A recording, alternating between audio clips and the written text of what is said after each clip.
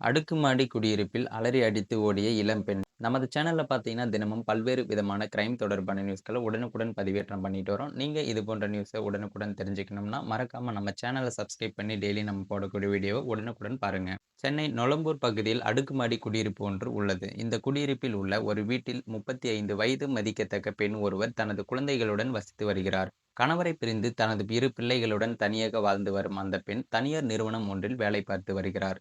இந்த பெண் இரவு நேரங்களில் தனது அம்மாவை துணைக்கு அழைத்து தூங்கி வந்துள்ளார். சம்பவத்தன்று பார்த்தீங்கன்னா, இரு குழந்தைகளும் தனது அக்காவின் வீட்டில் விட்டிருந்த நிலையில், அவர் அம்மாவின் துணை இல்லாமல் அன்று இரவு தனியாக தூங்கியிருக்காரு.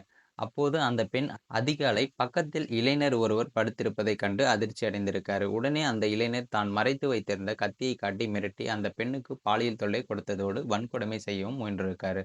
அப்போது அந்த பெண் கத்தி கூச்சலிட்டிருக்காங்க. கத்தியால் முதுகு மற்றும் கைகளில் கிழித்துள்ளார். பின்னர் அங்கிருந்து அலறி அடித்துக்கொண்டு அந்த பெண் வெளியே ஓடி வர, அந்த இளைஞர் அங்கிருந்து தப்பியும் சென்றிருக்காரு. இதனிடையே சத்தம் கேட்டு ஓடி வந்த அக்கம் பக்கத்தினர் பெண்ணை மீட்டு மருத்துவமனைக்கும் அனுப்பி வச்சிருக்காங்க. இது குறித்த புகாரின் பேரில் வழக்கு பதிவு செய்து நொளம்பூர் போலீசார் சம்பந்தப்பட்ட நபரை தேடி வந்த நிலையில், சம்பவத்திற்கு காரணமான 26 வயதான முகேஷ் என்ற இளைஞர் அம்பத்தூர் நீதிமன்றத்தில் சரணடைந்திருக்காரு. அதன் பின்னர் நொளம்பூர் போலீசார் முகேஷை கைது செய்து விசாரணை நடத்தினார்.